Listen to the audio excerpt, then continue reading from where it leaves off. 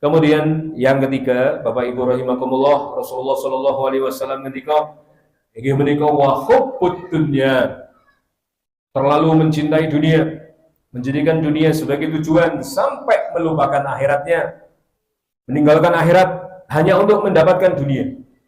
Pramila ma'asyiral muslimin, Rasulullah sallallahu alaihi wasallam pernah menyebutkan kelak di akhir zaman kalian seperti makanan di atas meja.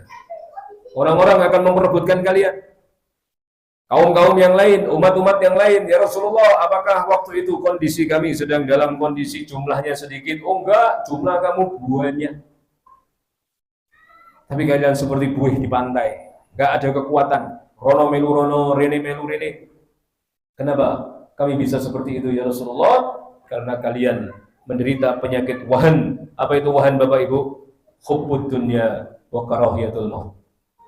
Alhamdulillah Bapak Ibu, hari ini kalau penjenengan sami bisa buka di internet. Apa yang terjadi di Sudan? Saudara-saudara kita, ada pemberontakan di Sudan, di mana kemudian kaum muslimin juga menjadi korbannya. Ada pembunuhan sekitar 1.700 orang. Anak-anak kecil, wanita, kakek-kakek, nenek-nenek.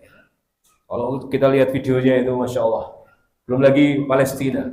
Belum lagi negeri-negeri Islam yang lain. Apakah umat Islam dunia ini sedikit? Banyak hadirin.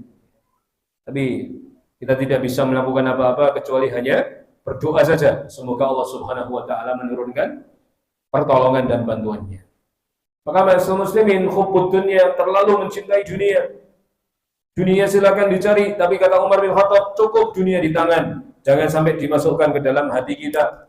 Esok awan sore bengi, war turu sing dipikir duit, tangi turu sing dipikir duit. Menjadi budak-budak dari dunia. Tidak ada cukupnya ma'asyiral muslimin. Kalau dikasih satu gunung Uhud emas, niscaya dia akan minta 2 gunung. Dikasih 2 gunung emas, 2 gunung Uhud emas, minta ketiga, minta keempat. Tidak pernah ada selesainya ma'asyiral muslimin. Kami kalau panjenengan sami nggih, mohon kepada Allah untuk dikasih cukup Bapak Ibu. Duit itu nggih, kalau dipakai untuk gaya hidup tidak pernah cukup. Tapi kalau duit insya Allah dipakai untuk biaya hidup, insya Allah Allah akan beri kecukupan. Kamilah bapak-bapak yang hari ini menjadi tulang punggung keluarga, esok awan sore bengi sing dipikir iso nyukupi bojo karo anake. In this economy, ya kalau anak-anak zaman sekarang bilang kayak gitu ya, kondisi PHK di mana-mana, kondisi ekonomi lagi sulit. Perasaan kula sepanjang jalan ini sing dodol tambah akeh, Pak. Sing tela-tela, sing jagung bakar, sing siomay, sing nopo kemawon iku bakul tambah akeh. Ketika saya tanya, "Lah piye Pak, mulo nganggur mboten enten sing saged dikerjakan?" Yus dodolan wae. Akhirnya kenapa kabeh dodol sing tuku sinten? Banyak orang sampai video lho. Saya buka soto dari tadi pagi itu, panciku kembeng-kembeng, ijek kebak durung gelong. Indis ekonomi, Pak. Panjenengan sebagai seorang ayah keluar jihad fisabilillah mencari nafkah. Maling ibu nggih. Kadang-kadang kalau kula panjenengan sampai pirsa ya. Piknik sekolahan. Ibu-ibu seneng, teng Janti, teng Umbul, kabeh dipesen mie goreng, gorengan, pop es, es jeruk, es teh, wanake mlayu rono, mlayu rene. Renang, Pak ini memang delok Pak ini. Yang pojokan ero nyekel istirahat. Iki nguntek piro iki. Golek tombok ning dina iki, nggih. Pramila, kadang-kadang bapak-bapak itu ketika hujan dia lebih suka hujan-hujan agar dia apa? Agar orang tidak bisa membedakan mana air mata dan mana air hujan. Jujur mawon awake dhewe padha lanange, Pak. Wis bacut lair lanang, nggih. Mboten saged lair wedok melih. Kalau perempuan bisa nangis, Pak. Bisa nangis di pundak panjenengan, bisa nangis di pelukan panjenengan, tapi wong lanang arep nangis kalih sinten? Yaudah, melu aku ngopo nangis bareng, ya. Pramila ma'asyiral muslimin rahimakumullah, carilah yang halal-halal karena yang halal itu akan mendatangkan keberkahan. Banyak, Pak, tapi kalau nggak berkah buat apa? Nggak bisa bikin anak istri tidur nyenyak. Maka kalau kita saksikan negara kita ini, ya, yang kaya semakin kaya. Kemarin saya ketemu sama orang kaya, Pak. Saya diajak ngobrol masalah penerbitan. Beliau ingin bikin penerbit karena lihat jualan buku di TikTok itu laris. Gitu. Dia bilang bercanda mungkin, dia bilang, "Pak, ini Ustaz saya bercanda Ustaz." Ya. Kalau yang lain itu hari ini sibuk mencari uang Ustaz. Bingung, boleh duit itu pripun bingung. Nek kula niku bingung arep buat duit Ustaz. Wah, buat duit mawon bingung.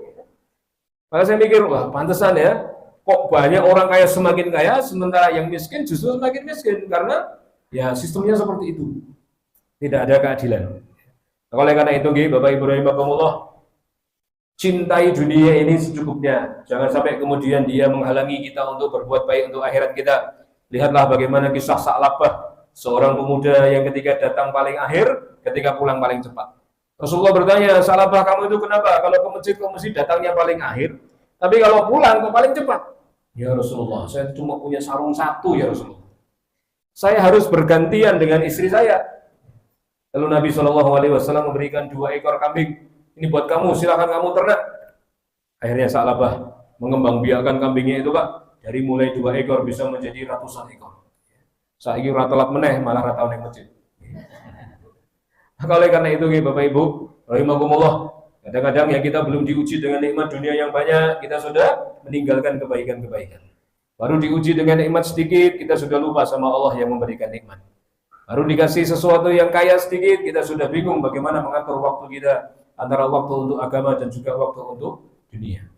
Kamilah ma'asyiral muslimin, jangan sampai kedunian, gila terhadap dunia. Dunia nggak ada akhirnya. Kamilah Bapak Ibu, menami kula panjenengan sami sudah memasuki usia 40. Imam Qurtubi mengatakan seseorang jika sudah masuk usia 40, dia harus segera merubah cara pandangnya terhadap dunia. Dunia yang selama ini digenggam harus mulai dilepaskan pelan-pelan. Jika dia tidak merubah amal-amalnya, niscaya dia akan menghadap Allah dengan kebiasaan-kebiasaan buruknya itu. Kami nek pun petang puluh, Pak. Medis itu mengatakan 40 itu tua. 50 pralansia, 60 lansia madya, 70 lansia paripurna. Ya. Namanya bagus-bagus ya, Pak. Ya. 40 ini kita sudah mulai meninggalkan dunia hitam. Rambut sudah mulai keluar putih-putih, ya. Meninggalkan dunia hitam. Untu wis mulai ogak-ogak, yang bolong-bolong, ya. Mulai ompong, ana sing ngarep, ana sing pinggir, ana sing tengah. Boyok wis mulai krosok. Dulu touring Solo Pacitan jek enom ora masalah 3 jam naik motor. Saiki ning Kartosuro jaketane kerokan, ya. Masuk angin deh, dia kira nganggo jaket, ya. Sudah mulai pencernaan berubah. Dulu sambel buah kelompok 10 nggak masalah. Sekarang cuma sambal dikit saja sudah kena mah, asam lambungnya naik. Maka Bapak Ibu, Imam Qurtubi mengatakan ini sudah asar, sudah lagi maghrib, matahari tenggelam. Maka orang yang sudah masuk usia 40 segeralah menyiapkan bakal-bakal apa yang kira-kira akan dia bawa untuk menuju akhiratnya Allah Subhanahu wa taala. Dunia sementara tidak selama-lamanya.